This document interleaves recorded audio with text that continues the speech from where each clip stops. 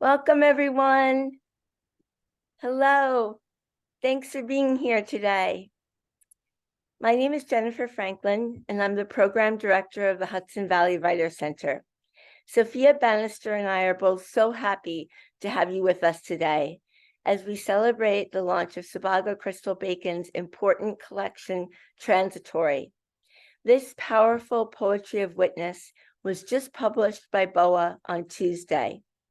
Here to pay tribute to this work and the lives and memory of 46 trans people who were murdered in hate crimes in 2020 in these United States are the poets who lent their words in praise of this book: Diane Seuss, C.A. Conrad, and Jill McDonough. Sophia Bannister, poet and MFA student at Hunter, and my assistant program director, will be putting all of the bios in the chat, as well as all the information to help you order these books. All our readings are free, with the hope that you will support these poets by buying their books if and when you can. If this is your first time joining us for a reading, welcome. We hope you continue to come to our online readings, classes, in-person readings, and events. Please check out our website for the complete list of our offerings.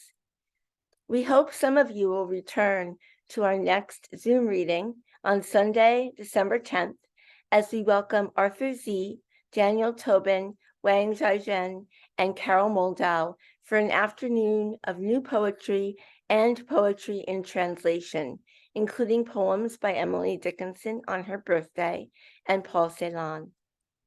I want to thank the board of the Hudson Valley Writer Center, our teachers, and our students who are the beating heart of the center.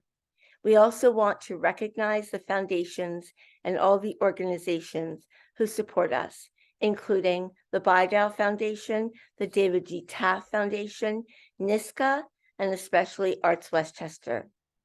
I also want to thank my colleagues, Sophia Bannister, Misty Yarnell, and Christina Papadopoulos for all of their hard work. The elegies in Transitory, whose titles contain the name, age, and death date of each life, memorialize those lost and bear witness to the mounting toll of violence against people whose gender falls outside the normative binary. Bacon, who uses she/they pronouns, explores their own coming of age in the years after the 1969 Stonewall uprising that opened the door to greater openness for queer people and increased activism demanding social inclusion and equal rights. They are also the author of Blue Hunger, an elegy with a glass of whiskey from BOA 2004. They live on the eastern slopes of the North Cascade Mountains in Twisp, Washington, with their partner and their dog.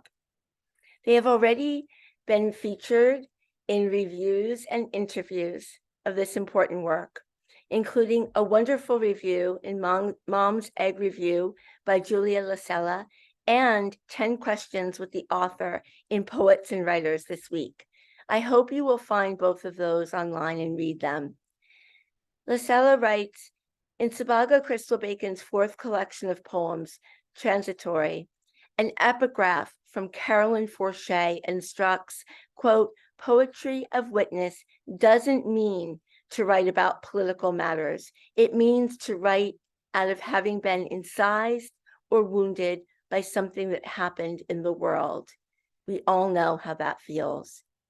I agree with Lasella that this is the perfect way to begin this heartbreaking tour through the year 2020, a deadly year in the US for transgender and gender nonconforming people, though, as she points out, sadly, not an exceptional year, according to the Human Rights Campaign Foundation. In Brook, 32nd in October, Bacon writes, I carry the weight of them, the shards of their broken lives in my heart like bullets, like knives, like fire. In the interview in Poets and Writers, Bacon writes, the word transitory came to me early on to resonate with transness and with all the things trans can mean as a prefix. Life is transitory, but more so for trans people, particularly people of color, for whom the life expectancy is 35 years. The original title was Transitory: a catalog of gleaned sketches of transgender and gender nonconforming people murdered in 2020. It's unwieldy, but I wanted something that would point to how little information there is about these lost lives. Now I want to turn the event over to Diane Seuss. All of you know Di won the Pulitzer Prize in Poetry for Frank Sonnets. Don't miss her right here on Zoom for the Hudson Valley Writers Center with Jane Huffman on March 10th as we celebrate her publication of modern poetry, available now to pre-order from Grey Wolf. In addition to being a fierce and kick-ass poet, she is also an incredible literary citizen who values the work we are all doing as poets, writing our work in solitude and building a community of poets wherever and however we can. Please welcome Diane to say a few words about Transitory and to read for us today. Thank you. Speaking of literary citizenry, you are the role model. I just want to briefly express my appreciation to Sophia Bannister and Jennifer Franklin for supporting this reading and us in every way. And I want to especially thank Subhaga for including us and me in this event. I'm humbled and moved to be part of this entryway into the world of Transitory, a collection of poems like no other. As most of you know, these poems are written in the tradition of elegy, each holding and honoring space for a transgender or gender nonconforming person killed in the US and Puerto Rico in 2020. But that doesn't begin to evoke the heft and artfulness of this book. I need to name this the brutality of tallying the dead, not just counting, but incanting, Subhaga writes in one poem. And we feel that commitment and urgency throughout in the incantatory power of poems that emerge, as Kevin Young writes in his essay, Deadism, from death itself, and to raise the dead via poetry's invocation.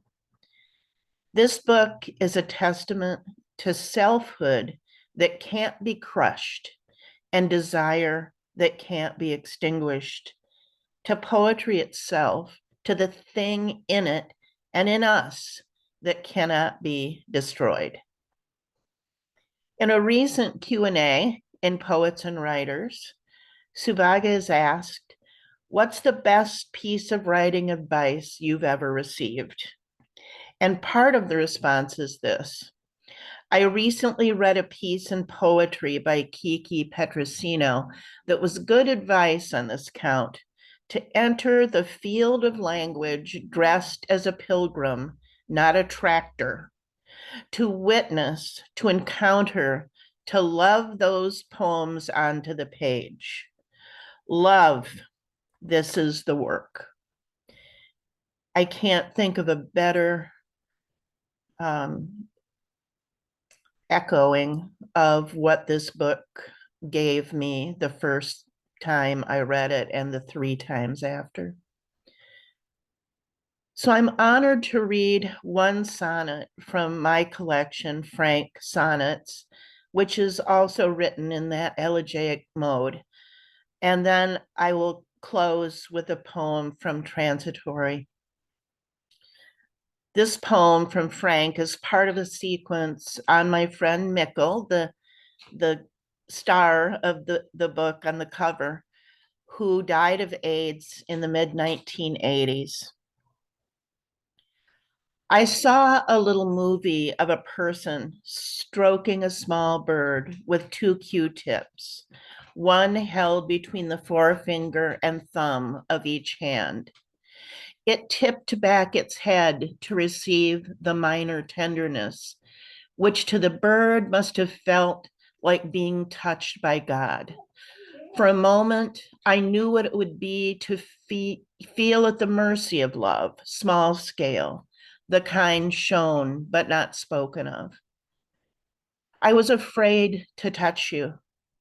I was afraid of the lesions you described to me over the phone, their locations, and the measurement in centimeters of each. Jesus marks, you called them.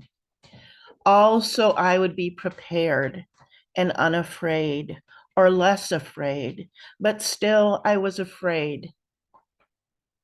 I was afraid of dying like you were dying. When I first arrived, I looked so long into your eyes, you shivered and ordered me to look away.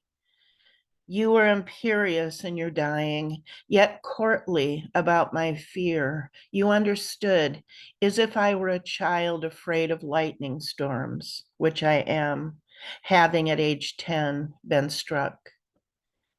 Out of the blue, you said that once you were dead, I'd never be able to listen to Blue again, Joni Mitchell's Blue. Not just the song, but the whole album. It was a minor curse you lay across my shoulders like a fur dyed blue. And so I listen now in defiance of you. In the listening, the pronoun shifts. We are listening. There is no death.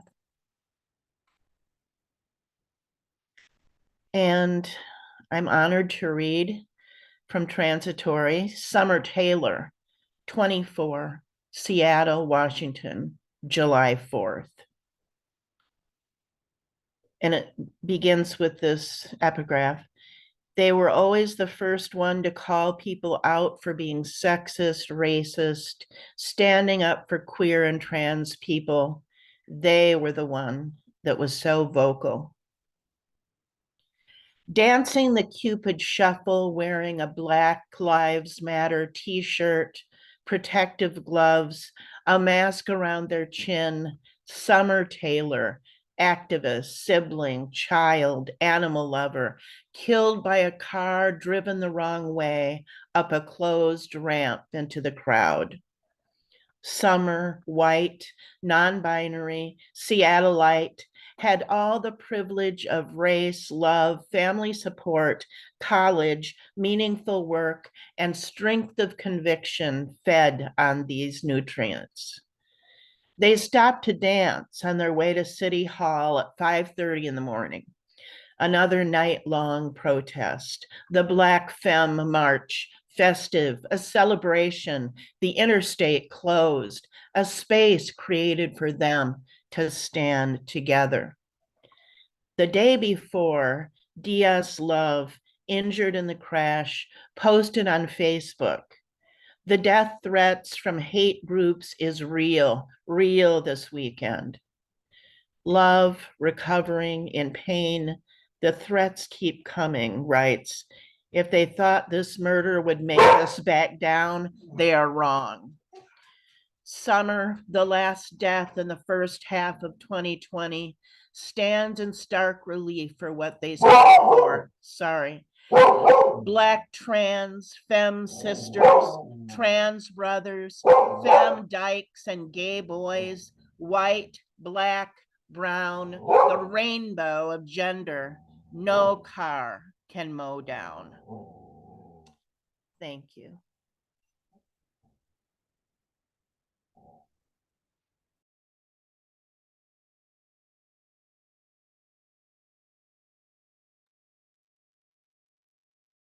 Hi, everyone. Okay, now we're going to hear from the wonderful Jill McDonough, who's going to take over. Hello. I'm going to read a couple poems from my first book, Habeas Corpus, which is also sonnets. We're all sonnet crazy around here. And it's a book of poems all about people who are executed in American history. And I'll start with June 4th, 1715, Margaret Gallagher, Boston, Massachusetts. The news that week includes a lioness displayed attacking fowls and cats. They watched her feeding time, remarked on her merciless cruelty. Meanwhile, Cotton Mather preached against hard-hearted sinners and hardness of heart. He helped with her confession, which reflects on attempts to destroy her unborn child, a part of her wicked crime completed through neglect. Now hers is a stony heart of flint. Ah, poor Margaret, behold, the congregation calls on your wondrous industry, agony, your death 4 days off. Pray for a clean and a soft heart. Don't fall from this fresh gallows to the mouths of dragons, unconcerned, adamant, so little broken. One more sonnet from this book. June 19th, 1953, Julius and Ethel Rosenberg, Ossining, New York. Electrocution set for 8 p.m. 2 hours before they took him to be prepped, the matrons asked her if she'd like to see him. The warden said that they could take some steps to let them talk. A screen of metal mesh between 2 wooden chairs outside her cell. Romantic. Pyramus and Thisbe rushed in writing letters to their kids to tell them, remember, we were innocent and could not wrong our conscience. Now we press you close and kiss you with all our strength. Before they stood to go, he kissed 2 fingers, pressed them both against the screen to hers. First white, then red, their final touch through screen. So hard they bled. I'm gonna read a couple more poems by me. Dear Gay Bashers. The night we got bashed, we told Rusty how they drove up, yelled queer, threw a hot dog, sped off. Rusty. Now, is that gay bashing? Or are they just calling you queer? Good point. Josie pitied the fools. Who buys a perfectly good pack of wieners and drives around San Francisco chucking them at gays? And who speeds off, missing the point, the pleasure of the bash? Dear bashers, you should have seen the hot dog hit my neck. The scarf Josie sewed from antique silk kimonos, so gay. You missed laughing at us confused, your raw hot dog on the ground. Josie and Rusty and Bob make fun of the gay bashers, and I wash my scarf in the sink. I use Woolite. We worry about insurance, interest rates, not hot dogs thrown from F-150s, homophobic freaks. After the bashing, we used the ATM in the sex shop next to Annie's social club. I smiled at the kind owner, his handlebar mustache. Astrid Gilberto sang, tall and tan and young and lovely, the girl from Ipanema, and the dildos gleamed from the walls, 100 cheerful colors. In San Francisco, it rains hot dogs. Pity the fool. Ass-sized penguins, cock after cock in azure acrylic, butterscotch glass, anyone's flesh tone, chrome.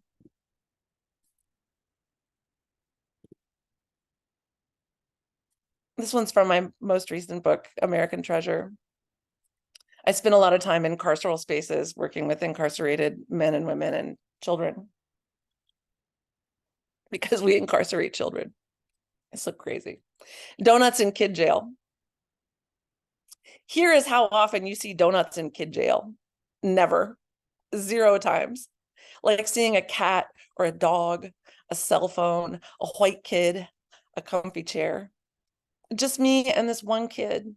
Same kid who wrote Monkey Rescue first time we worked together. He saved Junior from a fire. Then they got high by the pool. I drew hearts and stars in the margins, helped spell monkey, wrote, great job. They gave this kid 2 donuts, a small carton of milk, and we wrote imitations of one art, me with no breakfast yet. My stomach growled. The kid looked up, both of us remembering I have a body, that everybody gets hungry, whether or not they are free. This cracked us up, and he offered me a donut. So I said, you are a sweetheart, and I am never going to eat your donut, which made no sense to him. Dude, I have a car and money. I can walk out of here and buy a dozen as soon as you finish this poem. So he kept working. An empty classroom, one art, sharp pencil, still room. What are some things you have lost? Mother, father, sister, grandmother, school, ring, country, bracelet. My stomach kept growling. We kept laughing. He kept offering me a donut. Donut as distraction. Donut, a gift. Finally, he said, look, I'm going to go pee. Then you can eat the donut with no one watching. Donut as test. He left, and I said to the guard, hey, I'm going to eat that kid's donuts real quick, like while he's gone.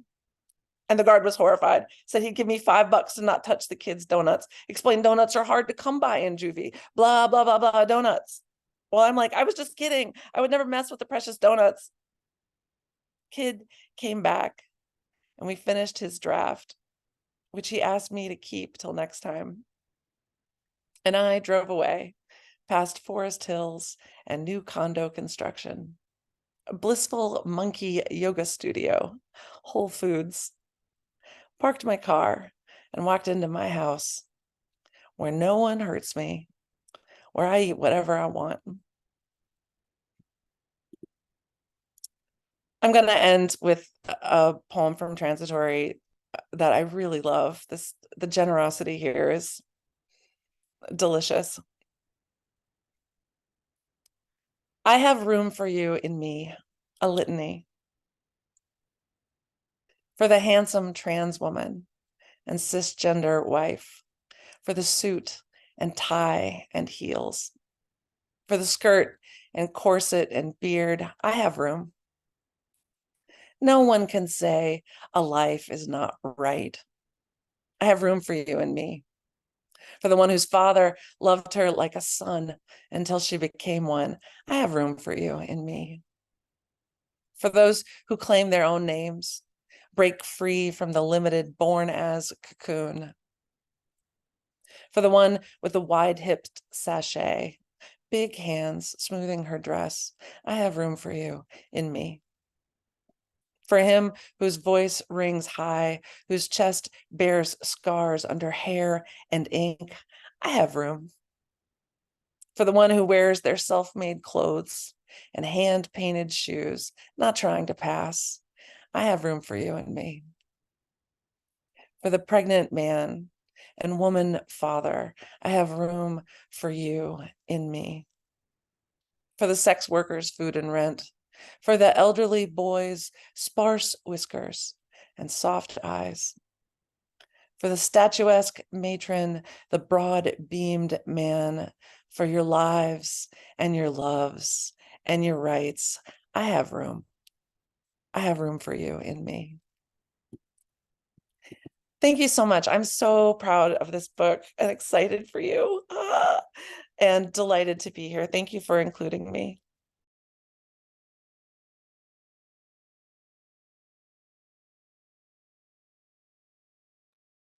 And now we're so lucky to have C.A. Conrad reading with us today.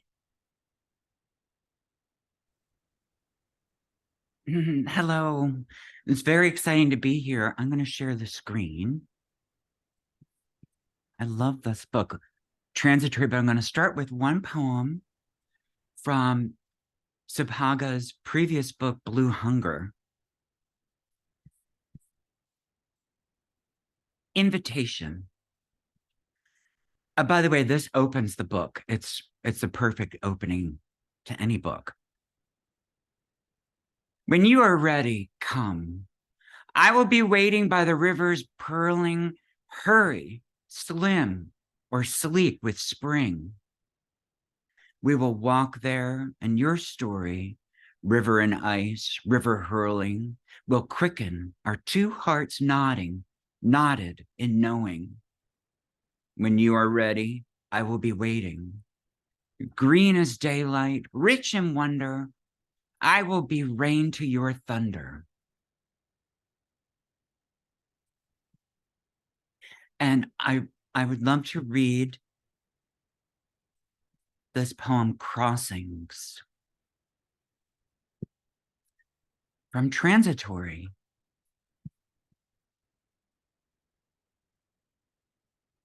Everyone was someone else.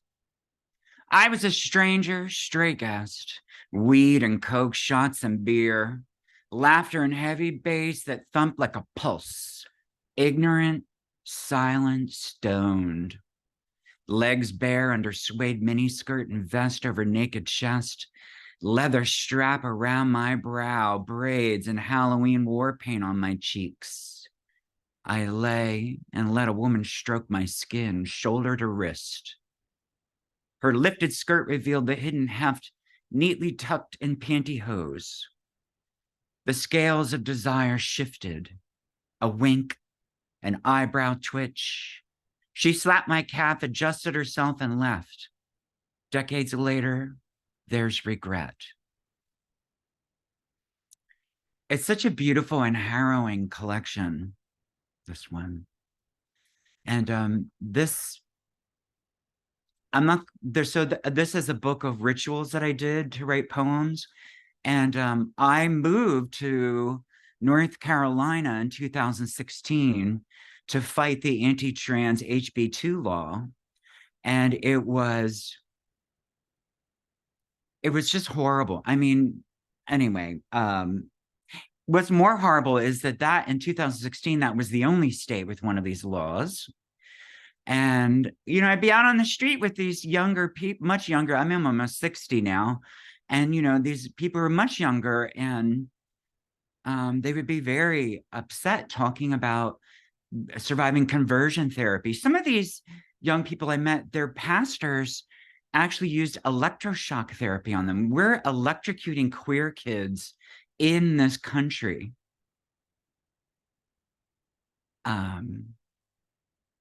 It's hard to believe. It's these witch burning Christians running things.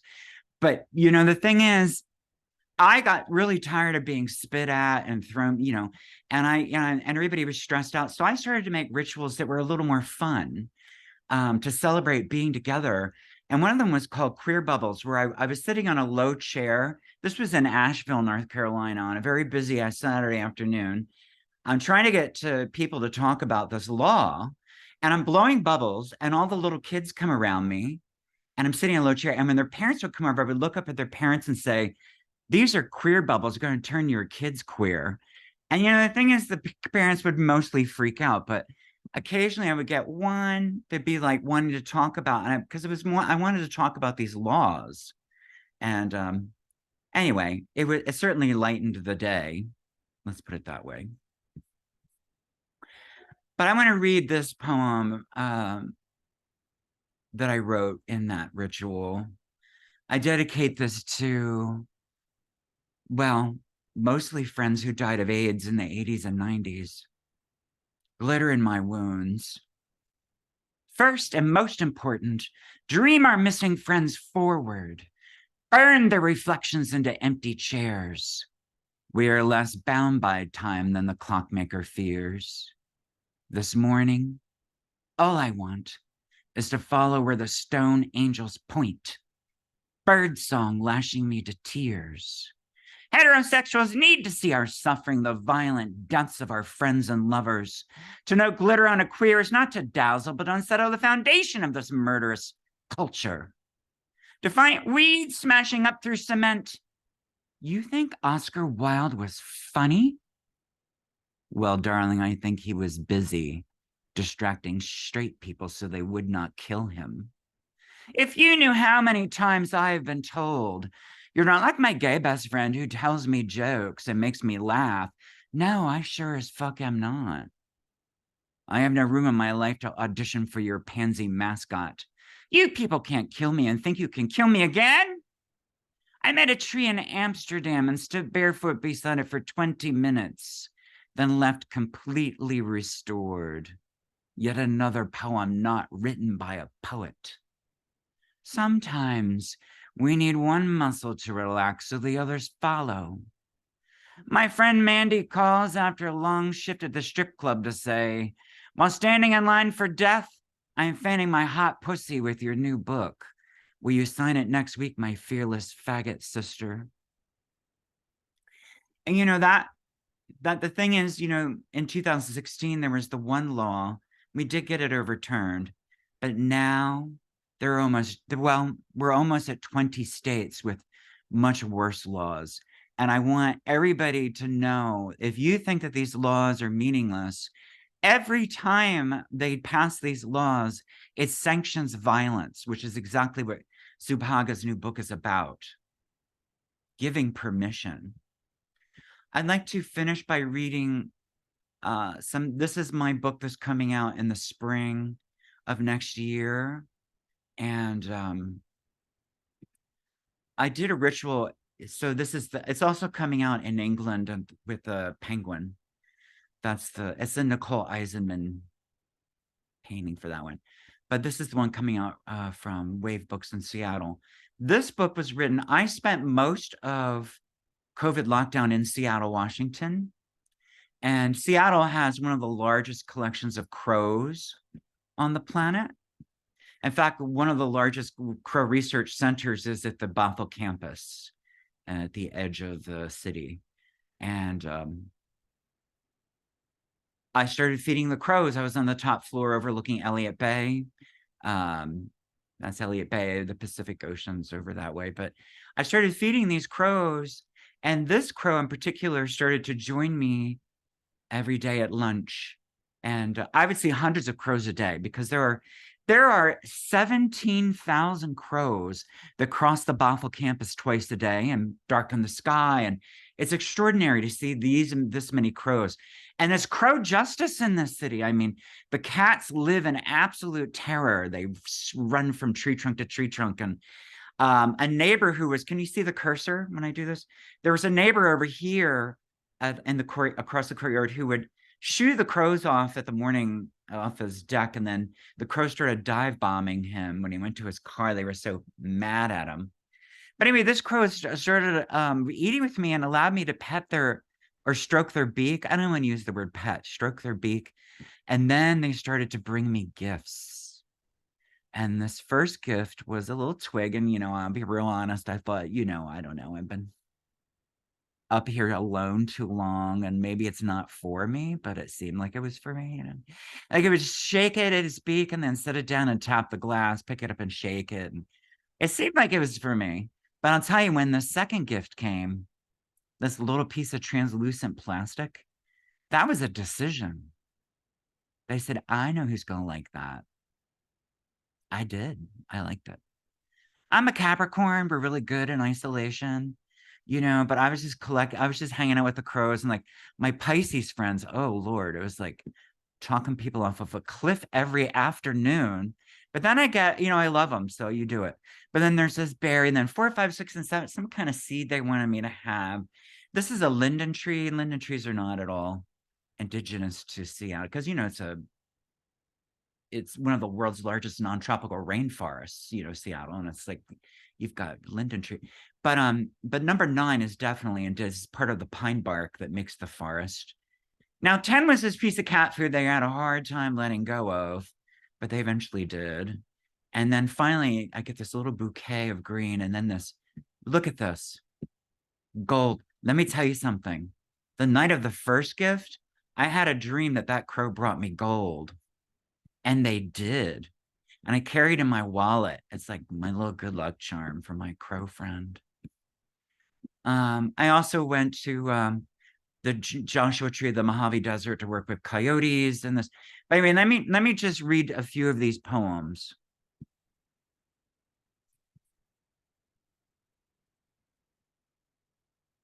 Our first lightning. We felt sad for our violence after exterminating wolves and bison. We do not need a doctor to say, dance, dance, dance before the song runs out. Learn how to live so wilderness never becomes mythology. We put them in parks to be wild on purpose, a museum of fur, fangs, and hooves.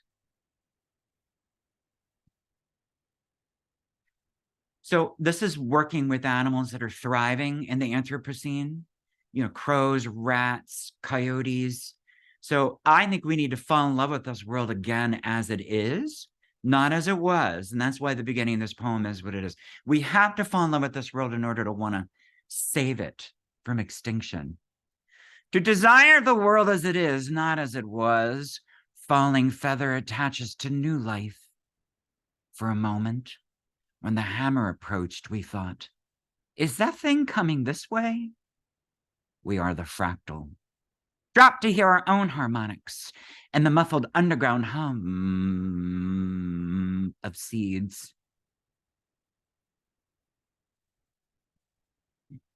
We stopped studying the night sky for directions. If someone said, we made it up, planet Earth isn't real, we would try to verify, try to be sure. Critics are the evidence. We do not trust ourselves. Your imagination is asking for parole. What is your verdict, warden? Try to always remember the calendar made of light our ancestors followed to pass the year.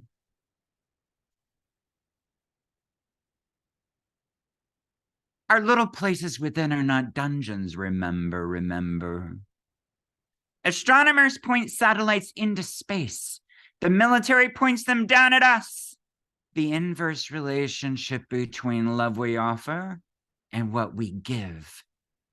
This on and off button is another opportunity to believe there are only two choices. This too must end. These are, this is the kangaroo rat that only lives in the Mojave Desert. Absolutely love the kangaroo rat. There's the quail. Let me just read one more of these poems and then finish with just what I'm working on now. Part of this forest tastes like the man I love, with an actual number of nails holding the bedroom together. Other days when we died where we felt we became the forest. My car never intended to be a meat grinder, another face going under the waves. We felt awful after hitting the deer. We made love and slept with one of his antlers between us. So this I'll finish by just saying the new ritual I'm working on it's called First Light. I watch the sunrise. Well, I live in Massachusetts, so I watch the sunrise here. And then during the day, every day a different time during the day, each day I will watch the sunrise on a public webcam on a different part of the planet. Like in Istanbul, the sun just floods this beautiful mosque in the morning. And this is the Tokyo rail yards. The sunrise just beautiful, just washes over the glass of these buildings. So I'm going to finish with just reading two brand new poems. But no matter where I'm at or what I'm working on, war is pretty much what's coming out anyway. Go ahead. Call me a child for asking, is there no war somewhere? Instead of this daily butterfly fighting suck a fan blade, you should break up is my only relationship advice. On the way to slaughter, pigs on truck pass deer with broken neck. Where love is merely an afterthought, we must banish the intrusions or become them.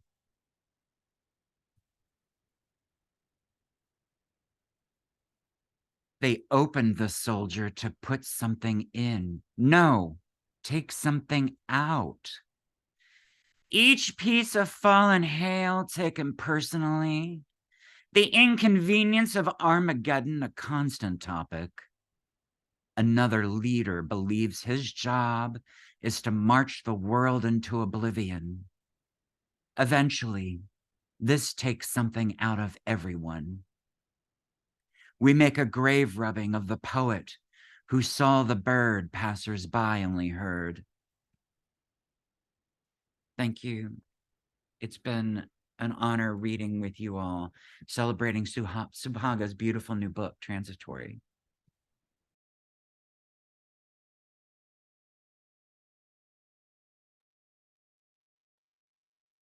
Thank you so much. Subhaga, take it away. Okay. Wow, where to begin?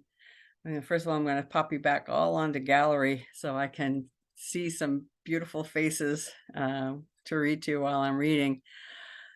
Oh, wow. Well, thank you, everybody, for this. I mean, there's so many people to thank. I'm going to take a couple of minutes like this is the Academy Awards. I'm just really doing my best to just completely really hold myself together here. I was telling these folks beforehand, I just feel like I need to just lay down and have just like a big sobbing, wailing cry or something sometime fairly soon. But thanks so much, Diane Seuss, whose work has just had so much meaning for me. And Jill, thank you for reading from Habeas Corpus, which was really important book when I thought nobody would want to read Transitory.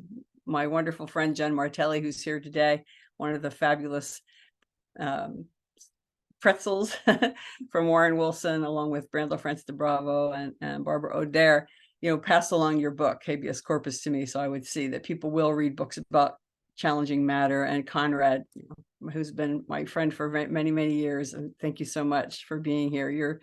For all of you, your early review of the book just meant so much to me. And Jennifer, for bringing us all together, and to Boa Editions for taking on such a challenging book. I'm so grateful. I've thanked so many people in the acknowledgements, but I want to just add a couple today. I want to thank my beloved partner Sugandhi for the beautiful painting that became the cover of the book, and the amazing design work done by Sandy Knight at Hoopskirt, who does most of the cover designs for Boa, and I think she just did a fabulous job here. I want to thank Kathleen and Steve Flanagan for taking me in for the duration of my Seattle launch events. It's just been lovely to be here with them. They're just delightful people, and it made me feel so welcome. This is Kathleen's very impressive study that I'm in with this fabulous wall of books behind me. It's not fake. It's really real books. And I'm just really grateful to see my family all gathered together there in Winona, New Jersey, in my brother-in-law's den. His man cave where football happens. So thank you so much for coming out today to watch. It means a lot to me. And Laura, Sugandhi, and everybody else, Jen Mayall, Kedra, all the people who I won't be able to really thank, but thank you for coming out today to listen. This was a really difficult book to write, and it's a very difficult book to read and to read from. According to the National Center for Transgender Equality, since last November, there have been 53 deaths of transgender people from violence, and 33 by suicide, which to me is an indirect hate crime, as Conrad pointed out in great detail, how the culture is really weaponized against queer people, and especially gender nonconforming people or trans people.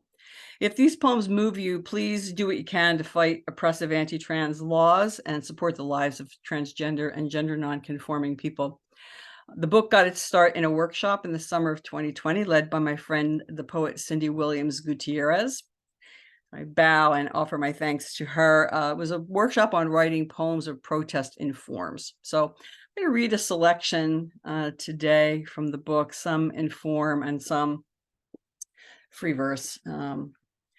When I first put the book together, it was this catalog of gleaned sketches, and so it was organized chronologically. I started in July, but I backed up and started from the beginning of the year. And Jen Martelli, how many times can I say your name and say how much I love, respect, and honor you as the poet goddess that you are?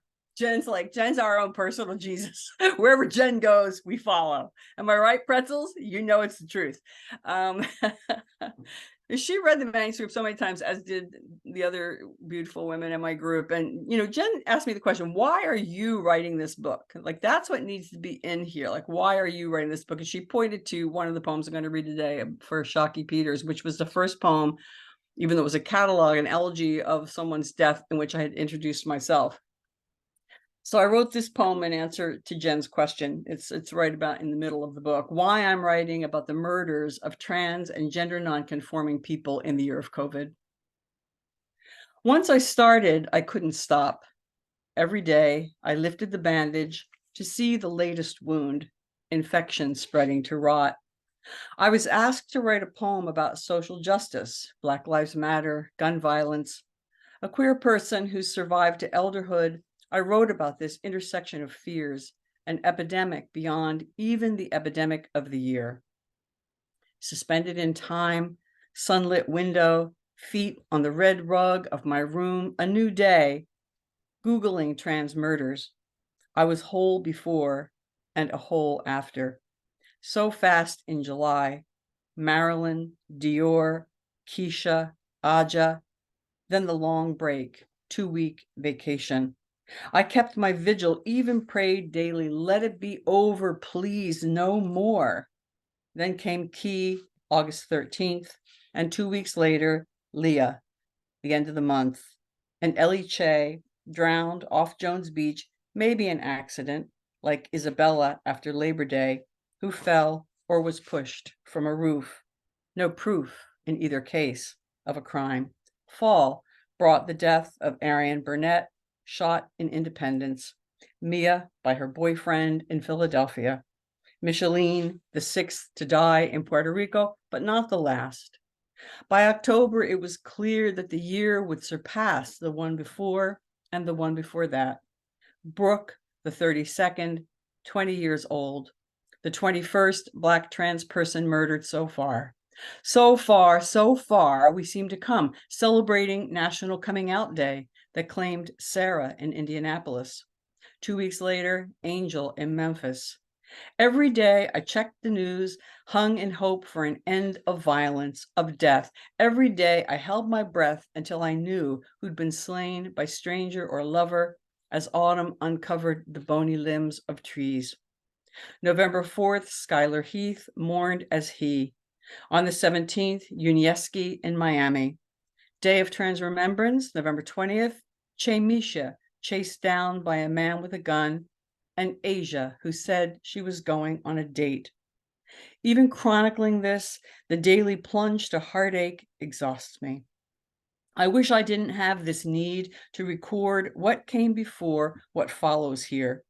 One by one, each name, each life. Kimberly, the oldest at 55.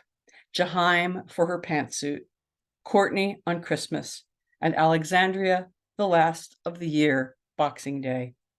Year ends and year begins on Epiphany, Tiana.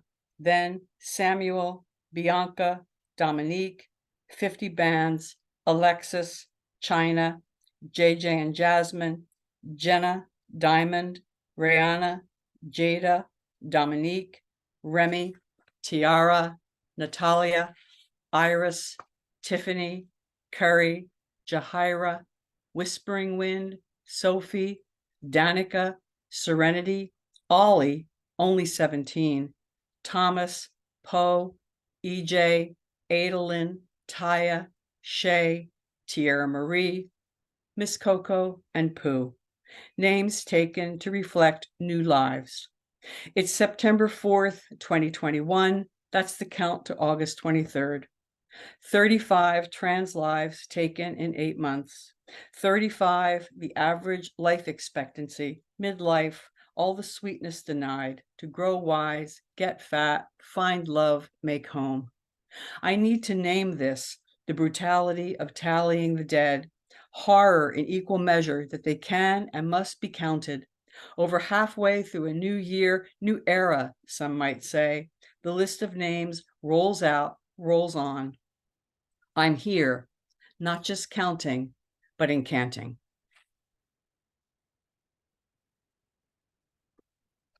I've got this funny little colored Post-it note system going on to keep me in track. Each of these deaths moved me so deeply in so many ways. This one was particularly touching to me, and it was the first poem in which I referenced myself in writing about this person. So I wanted to share this with you today. Shockey Peters, 32, Amite City, Louisiana, July 1st. She was full of laughter and an abundance of life. Shockey, there's a plant that grows here where I live called shadbush. It's also known as serviceberry, but it's the genus I thought of yesterday, seeking shade on the hillside, carrying you with me in the heat of day. How it gives shade, gives fruit, dark, purple, seeded, and nourishing. Your face, Shaki, in the one photo I can find, is round and open, dark and sweet. Your eyes seem to tip up a bit at the outer corners. Your lips are full, plush as pillows. I keep waiting for some story to explain your murder. I don't know how much that matters in the long run, but it might fill the gap around your death. I keep thinking about the name Amite City, from the French for friendship. Like my hometown, Philadelphia, city of brotherly love, likewise, no friend to trans women. I spent a month in Louisiana in 1984. It was hot and humid, and I loved the way sweat soaked me, sticking clothes to skin. I used to move from shade to shade, the shadows of buildings, banana trees, and one very large fig tree in the yard of the house I rented, hand-shaped leaves the size of fans. In 1984, Shaki, you weren't even born yet. It was a heyday for being queer if you don't count AIDS. We were all trying on gender, like a wig or a dress or suit and tie. I used to go to a drag bar in Philly where I had a crush on a Zaftig redhead I now know to have been trans. She was very kind to me, taking my face in her soft hands, fragrant and styled, like the mother of a childhood friend I had to share a bed with one weekend. I clung all night to the far edge in fear I would accidentally touch her. There was a ripeness in her, sweet, nourishing, a kind of femme that makes my heart ache, that I've never known or been. There are many kinds of shadow, Shaki, many kinds of shade. I think of you now, inhabiting that, luscious, lush, safe.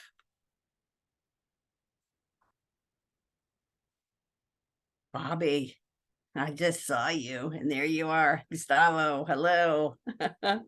It's so good to see faces while you're reading these poems. I just can't look at that screen and not see these beautiful faces that I know and recognize, and all the ones I don't know.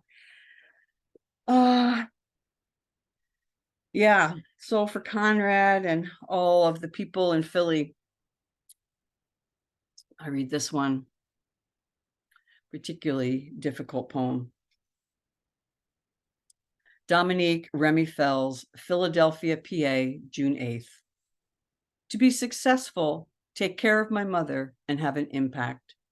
These were her 3 wishes as told to the man with the video camera that day on the street in Kensington.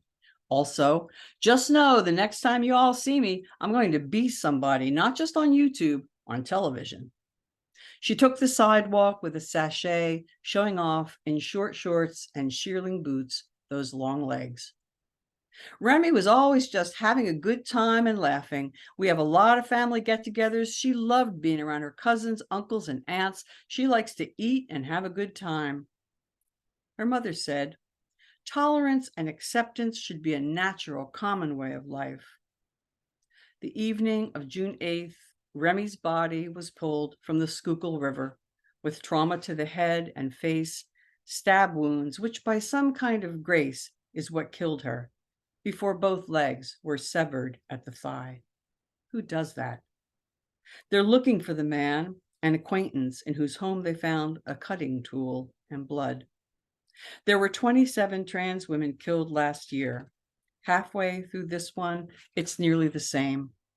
At her funeral, which spilled out into the street, the minister said, we're fighting against racism, classism, homophobia, hate running rampant. Black Lives Matter, LGBT, Black Lives Matter too.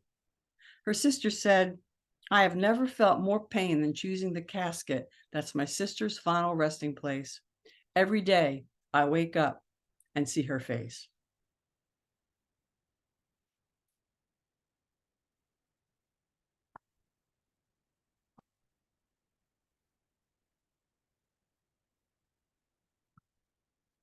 And a sestina,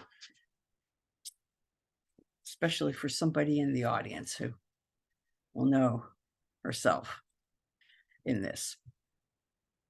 Marilyn Cazares, 22, Brawley, California, July 16th. She was strong, and she would look anybody in the eye and say, "I'm very proud of who I am." Marilyn, it's hard to keep up with the pace of hate this year. This summer, it seems to flower like a noxious weed, sending spores to couch themselves into what should be the beauty of your freedom to be yourself, brave, your proud Aunt Larissa's proud niece. It's rare for a family to use the word niece for those who are transgender, as if they hate recognizing they're changed, they're brave children. Is it so hard to let them flower, to allow them to find their own beauty? All that imposed invisibility is couched in misgendering and dead naming. Your couch was set ablaze, Marilyn, Aunt Larissa's niece, by someone who had to kill your beauty to cover his own self-hate. Did he see in you the seed and flower of a life he did not feel the bravery to love? To love what is, we must brave life or risk watching it go by from the couch, separated by walls and doors from the flowering. One must be willing to witness living. My own niece has also been hurt at the hands of one who hates her self-sufficiency, her brave beauty. Our family nickname for her is Beauty Heart. It's a way of saying, let my love make you brave, protect you from the world's random acts of hate. Marilyn, I'm telling you this only as a way to couch the heartache of your aunt proclaiming you as niece. She told the world about your painful flowering from a boyhood of taunts and hurt. You were a flower amidst the heavy feet of those who fear unfamiliar beauty. One born a boy who grows up to be a niece. That transition is the thing that made you, Marilyn, brave. Your murder and the burning of your body on a couch did not extinguish your beauty with the flames of hate. Your people came to leave flowers for your bravery, Marilyn. Your beauty lives beyond the burnt couch. No one can kill your Aunt Larissa's niece with hate.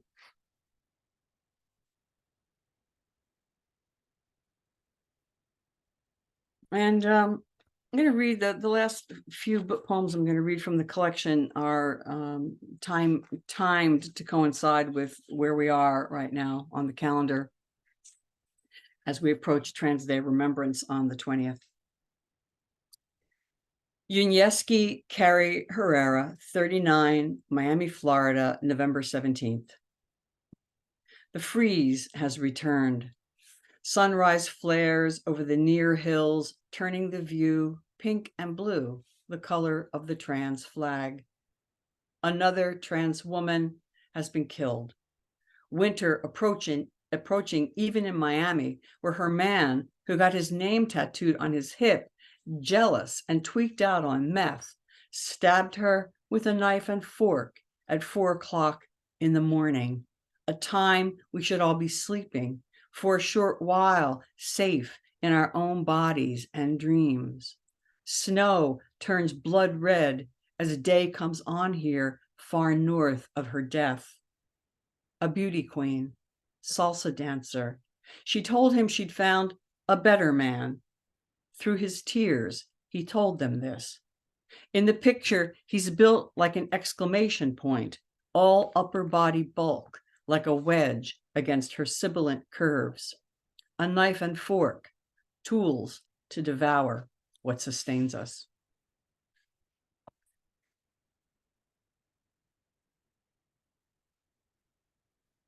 Asia Janae Foster, 22, Houston, Texas, November 20th, Transgender Day of Remembrance. She said she was going on a date.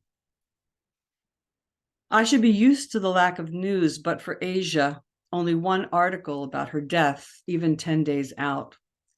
The 39th murder of a transgender person this year, the 23rd Black, the 3rd in Texas, the 1st in Houston. With this silence about their deaths, it's almost impossible to keep track. 3 days after Asia, the 40th trans murder, 24th Black trans person was killed in Virginia.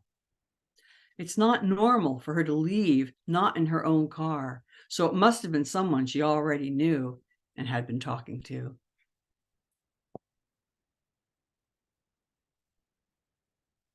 Chamisha Sims, 30, Richmond, Virginia, November 20th, Transgender Day of Remembrance again. Feel her fear, running at night from a man with a gun, running onto a stranger's porch and calling out a random name, hoping someone would come. But no, the video shows that he caught her and robbed her. Then there's a gap.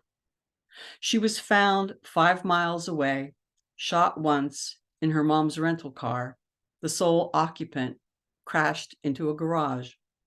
Her family says she was driving home.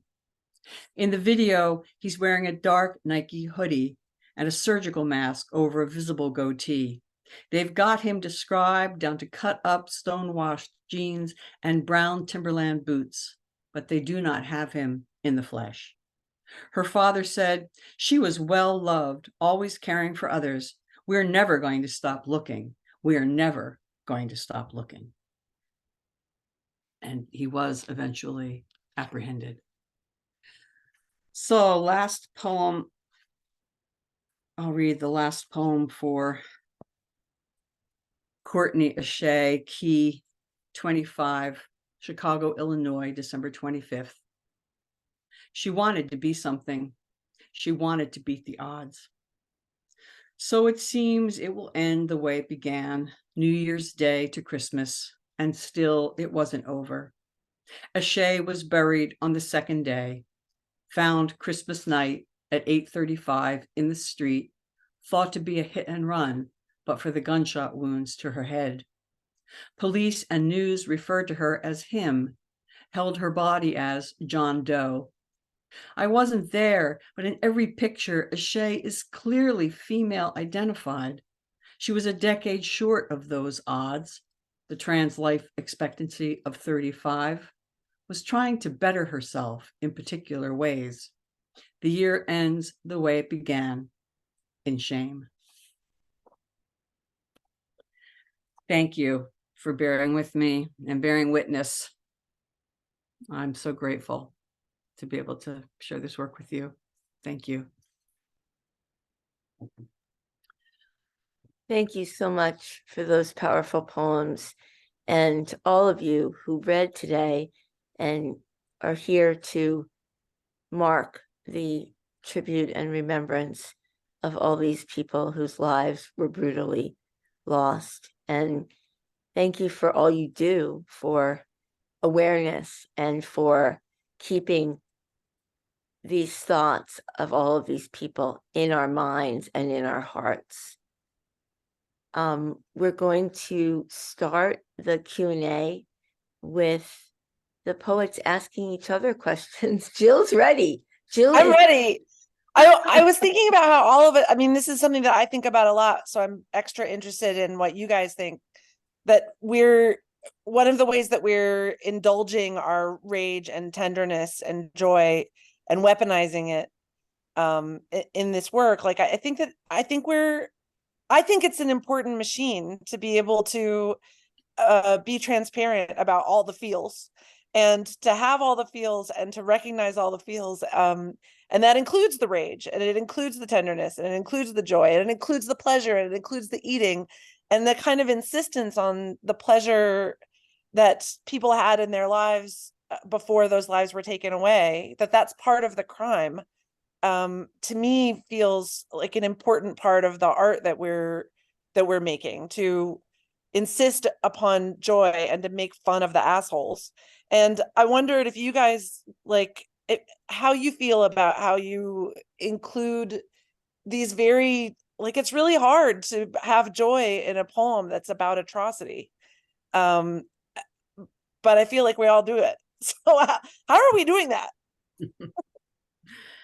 Well, I just want to say one thing to start it off. I've been having an ongoing conversation with Kathleen about this while I've been here. And by the way, Kathleen, Jill McDonough says you fucking crushed it. Oh my God, I've taught that book. I love the fuck out of that book. Oh. So we'll have another conversation about that. But it's about the idea of both and as opposed to either or, right? So it's like, we have to try to hold the paradox. We have to be able to hold both things at the same time. And I really tried to find some kind of mediating tone in the book, in which I recognize that even the perpetrators, are wounded people, that the culture we live in is perpetuates woundedness, because of the deeply baked in gender identity, gender roles, and homophobia and transphobia and so forth, that it's it's a kind of a dance. I mean, the majority, well, many, if not most, of the trans women who were murdered in 2020 and in any given year are murdered by intimate partners or by people whom they know. I mean, we look at domestic violence, intimate partner violence, so there's love and hate coexisting. I mean, that story about Yunieski, Carrie Herrera, I mean, the whole concept of that story of intimate partner, intimate violence really sort of illustrates for me that we're always looking at, it's easy for me not to point the finger and say, well, it's this one bad person, right? Or it's this group of bad people. It's really something that as a culture, we have to really be able to hold, that this is arising in us and among us, so to speak. Anyway, I'll stop. I'm getting off into a little bit of a hole, but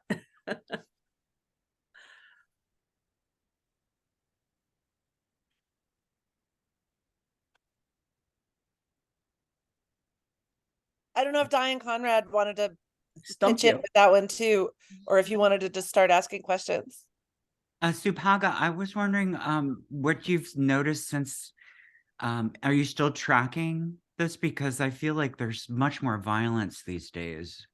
And there's There is. there are almost 200 anti-lesbian, gay, transgender bills right now currently being put forward. Yeah, that's part of the paradox, right? As there's been more opening. I mean, I went to this amazing performance last night.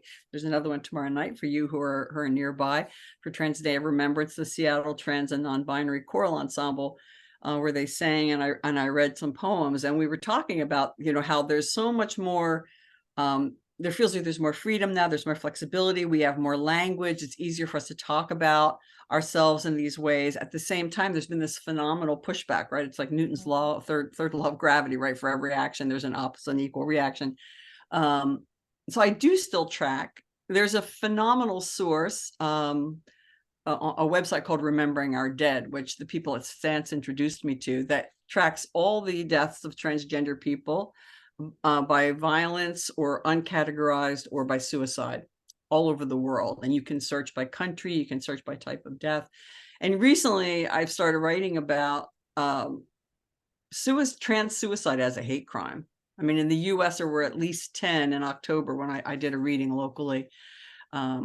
And then that number has increased dramatically. But yeah, the numbers of violent deaths of trans people, even as we feel like, we're making such strides, it just continues to increase. And, the laws, the minority rule that we're living under in the United States is what's, I think, really responsible for this.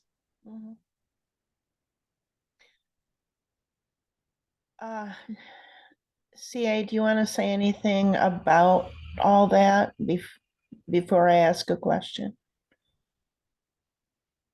No, go ahead, Diane. All right. Well, I just have a simple question. And maybe it can be extended to the other readers, but I'll direct it to our star. I'll go on. Please, go on. Where do you go from here as a poet? I mean, what's next? Funny you should ask. Because I know that feeling of you've immersed yourself so long and so hard in this. Yeah. In this. It takes so long, to get a book out. I mean, Kathleen and I were talking about Sharon Olds, and she said it was maybe apocrypha, but there was a point at which, by the time a book came out, like it was like 9 years old for Olds. I mean, she had so many books backed up. Writing this book really opened up a lot for me. And again, thanks to my beloved pretzels. from Warren Wilson. We started doing the Write a Poem a Day in April. And this year, Jen and I particularly did, I guess it was last year, we did a poem a day in forms. And any event, I found that I was writing a lot about childhood and my early life experience, some of which I've written about in this book, and just in terms of gender identity and sexuality. And anyway, I thought, oh, I have like 30 poems. So I started working on that as a manuscript. I have 2 manuscripts in progress, but that was the one that felt like it had the most juice. And so there is a manuscript that I've been keep threatening Peter I'm going to send to him once the, all the stardust settles down from this one. It's tentatively titled A Brief History of My Sex Life, thanks to Lee DeRosier, who's here today, who's published that particular title poem and a number of the poems actually from both books. Everybody's going to buy that. No, it's got a really juicy title. So, I've already pre-ordered. Family, please hold your ears. Cover your ears. But, I was writing about family experience and parenthood and, being a child in America at the time that I was growing up. And yeah, so that's what's next. And after that, there's one called Human Nature, which is sort of about, that humans and nature, in nature, and so on. I retired, and it was like, talk about uncorking the fucking bottle, baby. I had no idea I had that many poems percolating away until I retired, and now it's like, it's just all poetry all day. I mean, my partner and I live a very hermetic sort of life, 6 miles outside of a tiny little town, half a mile up the road above the river. And, we have our breakfast in the morning, and then she goes to the painting studio. They go to the painting studio, and then I go and write poems, and then maybe they come for lunch, and then they come back and we have dinner together. But it's like, we are making art all day long. And it's really an incredibly blessed life. So there's art happening all the time. Get working on that next book cover there, Sagandi. That also Blue Hunger is also one of Sagandi's paintings. So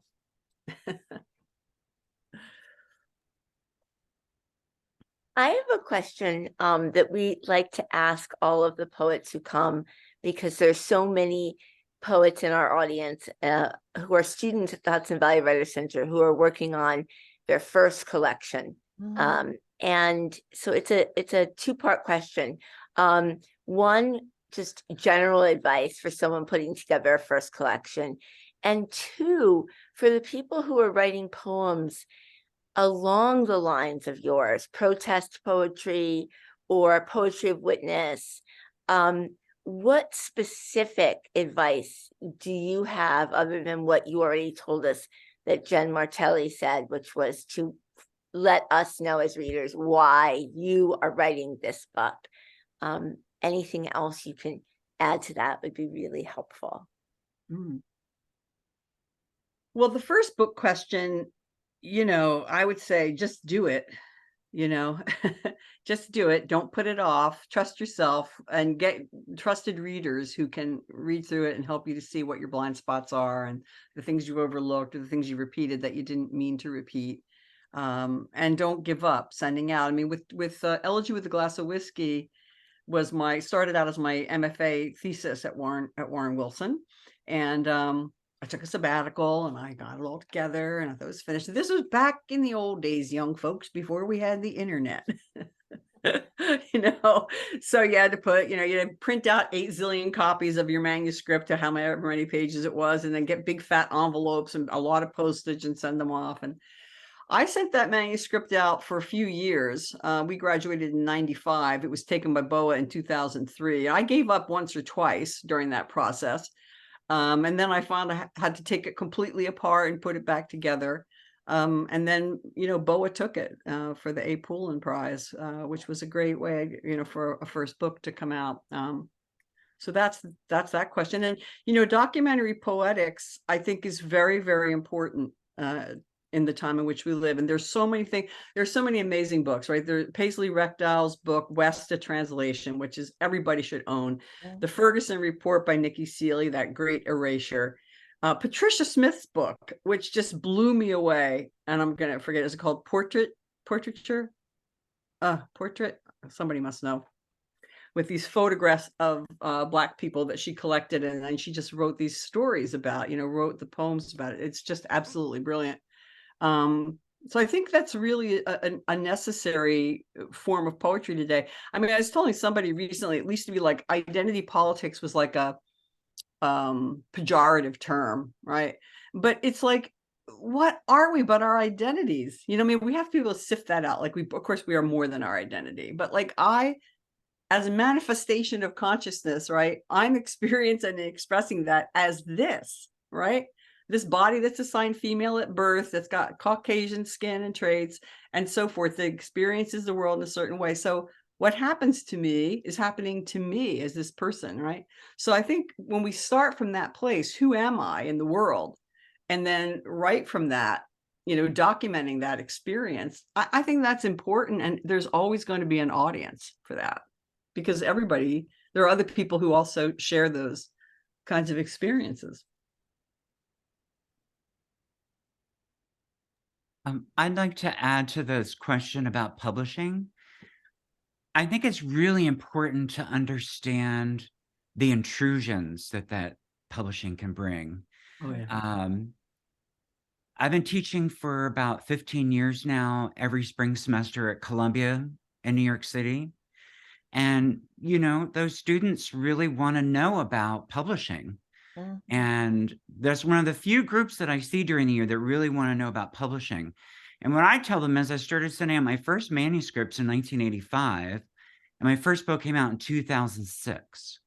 So that's a long train ride, and they don't want to listen to me again after that, which is fine. But what I do want them to know that's very important is that back in the 80s, before email, you had to type things out.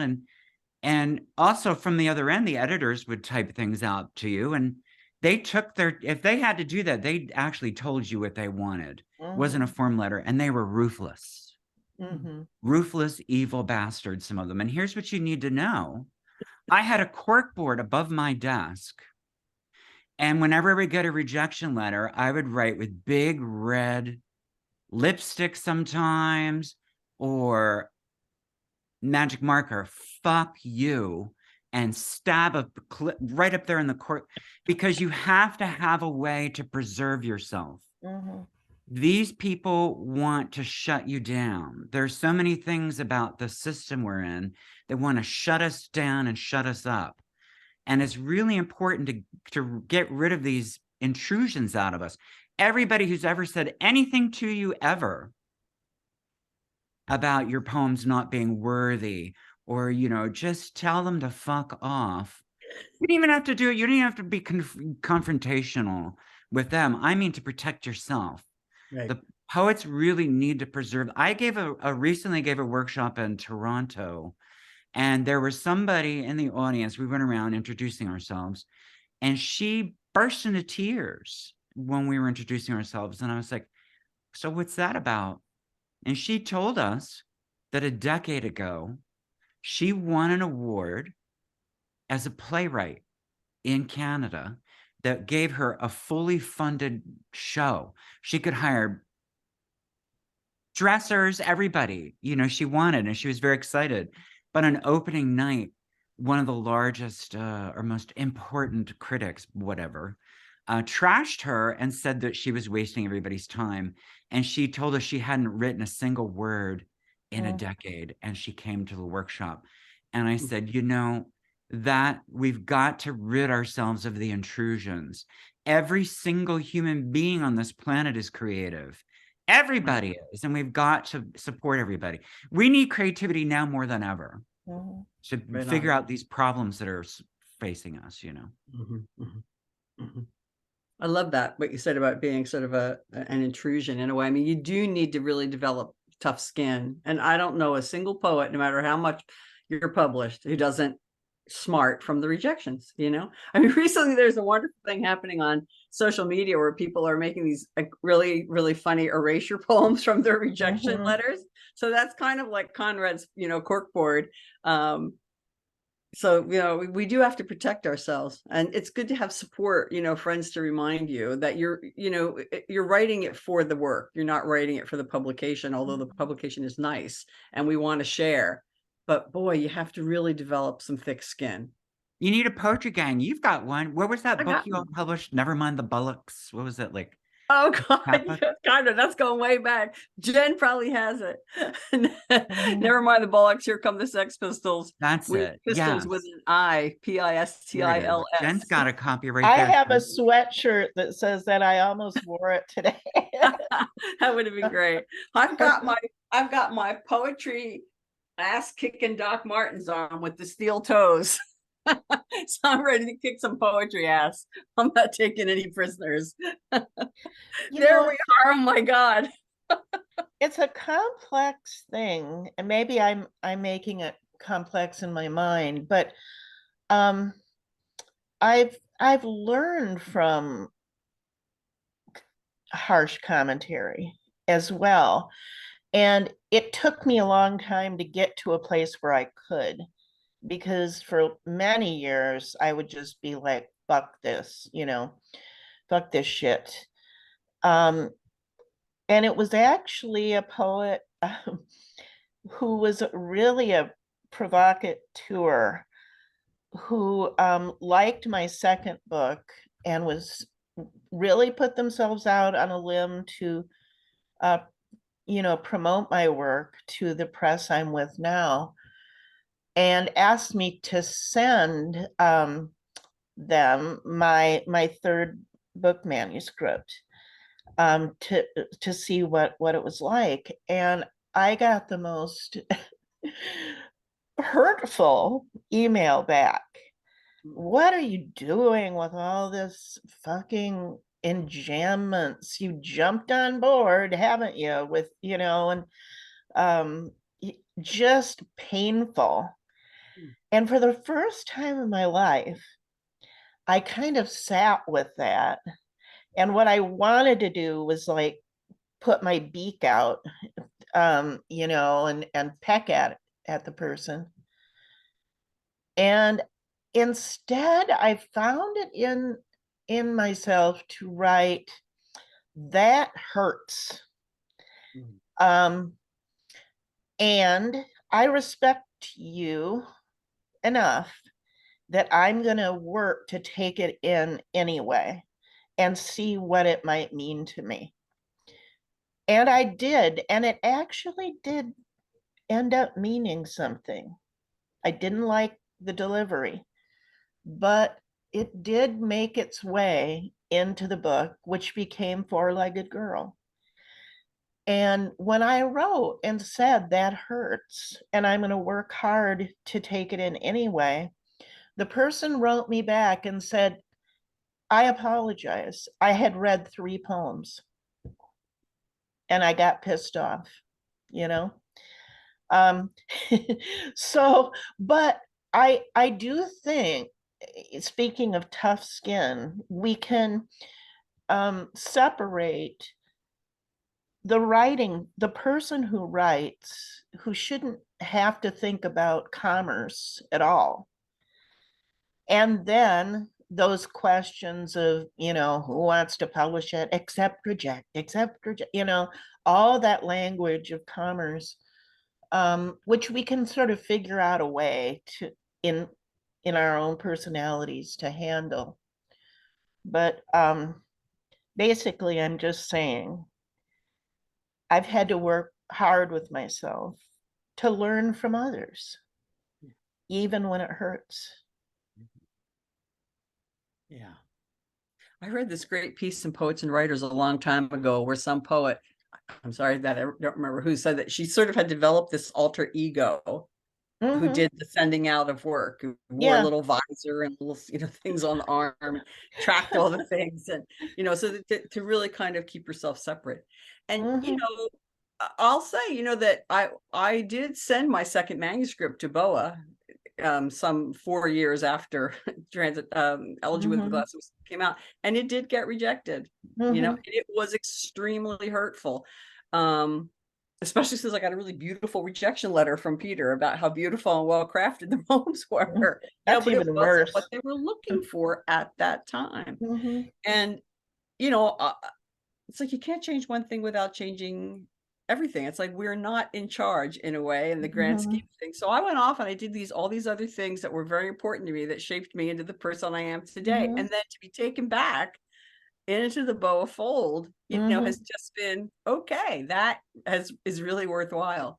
But you do have to really be able to take care of yourself in that process because and you know, defy the capitalism's pressures. You know, it at least when you're doing the work. For first book people, my first book, I had no I didn't even think of myself as in contention for a book. I didn't even think about it. And a new press came to me. Do you have any poems? And I had my dad's old briefcase from when I was a kid, and you know, tampons and all kinds of shit in there. And I handed it over, and they kind of made a book out of it. It Blows You Hollow. But really, my first book that I wanted, that I felt the desire for, was Wolf Lake, White Gown, Blown Open. And I sent it out for years. I was 40 when my first book was published. I was 50 when Wolf Lake was published. And you know, I ended every time, every cycle of rejection, I just made it a little better and added poems and subtracted poems. One awful comment I got during that process was too many divorce poems. And you know, my first response was fuck you. But then again, I kind of lived with it, and I thought, okay, what might that look like if I shifted that, you know? And it made it better.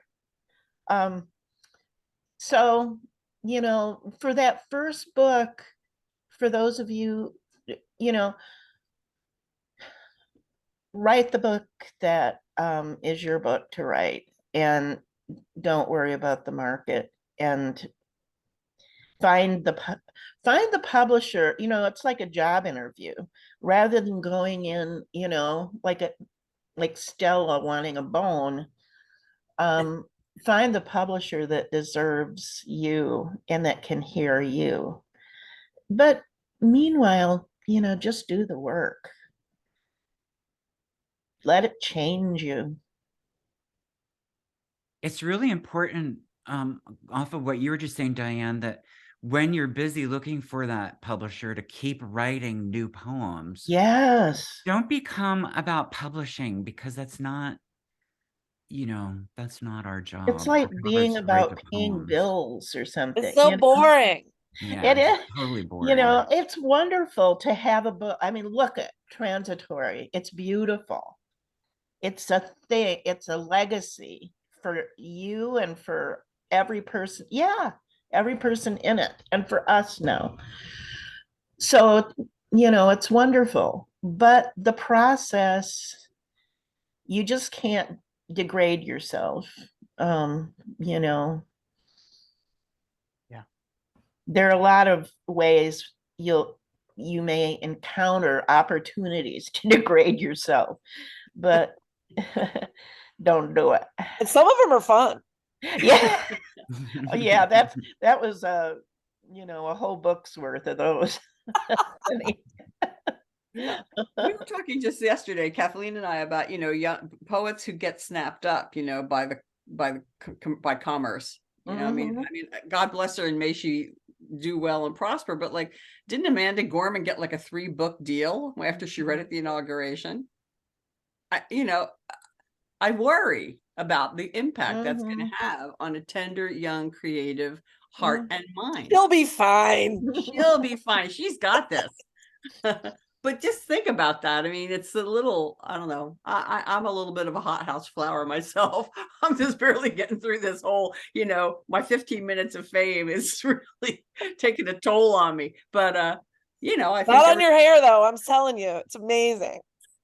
I mean, maybe I'll get some, you know, what do you call those things? Endorsements.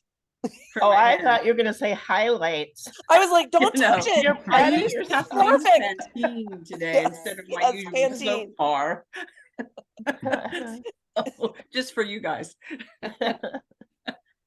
Thanks for appreciating it. Oh. It's probably good. Yeah, Thank you We're for at the hour. I think we're at the hour. I think so too. yeah, I was just saying thank you so much for this wonderful conversation. This has been great to listen to. And I think if you've got time for just one last quick question, I think we'd all be curious to hear what you're reading right now. Mm. West. I'm teaching West. Paisley Rechtel's coming to teach at UMass Boston, where I teach in the MFA program, and I'm having a blast with West. It's so good. Just I Yay. love the notes and the bibliography. I'm like, It's a great book. I have not yet started it, but it is in my room upstairs, Glitter Road by January Gill O'Neill. Oh, we're gonna read together. I just got it in the mail not long ago. Yay. Yeah. I'm reading this. Can you, it looks backwards on mine. Is it backwards for you? Nope. Oh, it's just on mine. No. I just love Ilyasah Seguin. She's a genius, and she never published in her lifetime, but her husband put this together recently, and it's from Gray Suit Edition. It's such a brilliant book. It's really great. Ilyasah Seguin. Mm. Well, I Thank feel, you all so much. yeah. It was a wonderful reading, and it was wonderful to hear Subhaga's poems read by her and read by the three of you. Thank you for bringing these people alive to life for us. And please, everyone, if you don't already have Transitory, if you could order it from your local bookstore or bookshop.org. Sophia has put all the information for you in the chat to make it as easy as possible. Oh, there we go.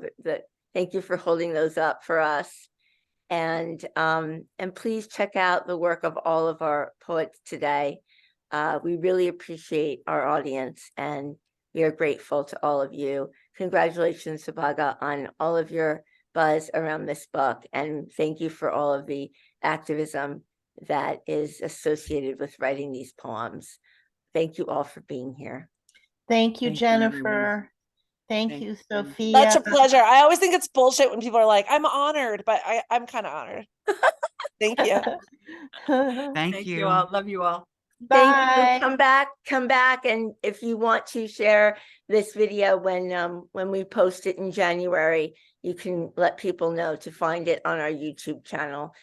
Subscribe to find out about our other readings, and check out our courses and reading series online. Thank you all for being a part of the Hudson Valley Writers Center. Thank you. Thank you. I'm going to be the last one to leave.